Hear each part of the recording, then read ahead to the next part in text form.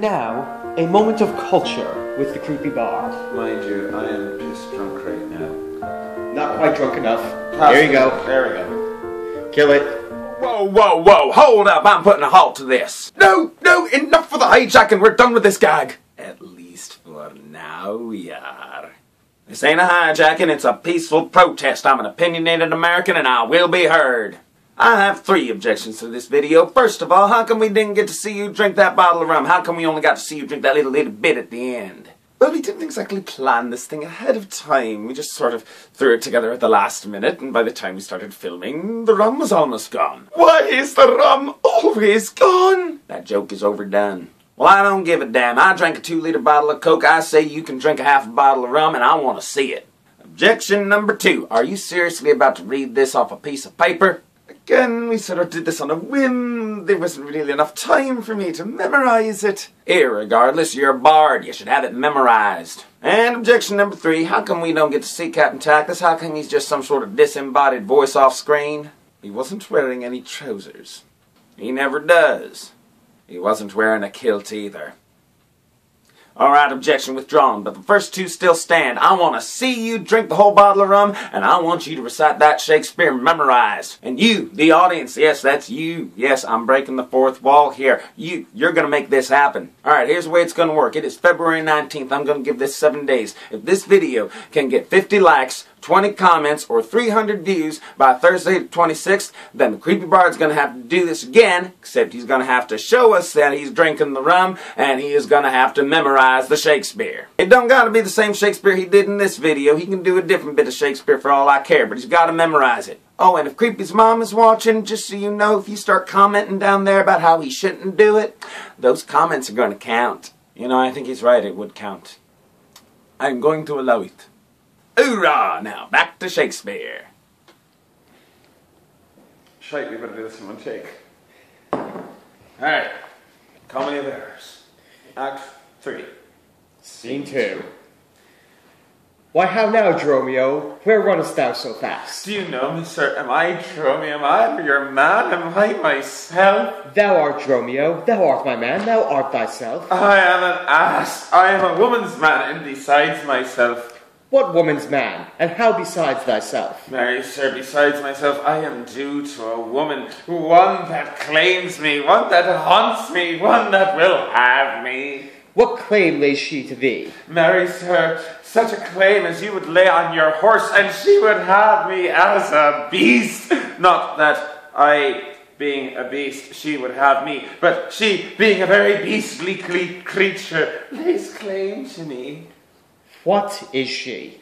A very reverend body. I, such a one as a man may not speak of, lest he say, Sir Reverence.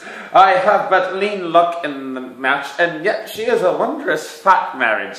How dost thou mean a fat marriage? Marry, sir, she's a kitchen wench, and all grease. And I know not what used to put her to, but to make a lamp of her, and run from her by her own light. I warrant that her rags and the tallow in them will burn a Poland's winter. If she lives till doomsday, she'll burn a week longer than the whole world. What complexion is she of? Aye, sir, swart like my shoe, but her face not so clean kempt for why? She sweats, that may go o'ershoes in the grime of it. That's a fault water will mend. No, sir, 'tis in grain, no, as flood could not do it. What's her name? No, sir, but her name and 3/4, that is, N-L and 3/4, will not measure her from hip to hip. Ah, then she bears some breath. No longer from head to foot, then from hip to hip. She is spherical like a globe. I could find out countries in her. Oh, in what part of her body stands Ireland? Marry, sir, in her buttocks. I found it out by the bogs. And where's Scotland? Oh, I found it by the barrenness hard in the palm of her hand. And France? Oh, in her forehead, armed and reverted and waging war against her heir. Where England? I searched for the chalky cliffs, but I found no whiteness in them. But I guess it stood in her chin by the salt rayum that ran between France and it.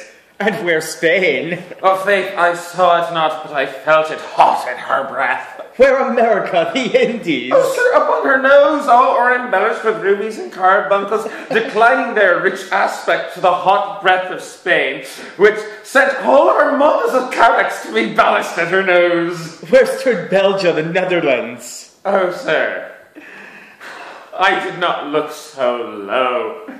To conclude, this drudge or diviner laid claim to me, called me Dromio, swore that I was assured to her, told me of what privy marks that I had about me, as the mark on my shoulder, the mole in my neck, the great wart on my left arm, that I, amazed, ran from her as a witch, and I think if my breast had not been made of faith and my heart of steel, she'd have transformed me into a curtal dog and made me turn at the wheel. Go hide thee presently, post to the road, and if the wind blow any way from the shore, I will not harbour in this town tonight. If any bark put forth, come to the mart, where I will walk till thou return to me. If every one knows us and we know none, 'tis time, I think, to trudge, pack, and be gone. As from a bear a man would run for life, so fly I from her that would be my wife. And end scene, because it rhymes, and that's how Shakespeare works.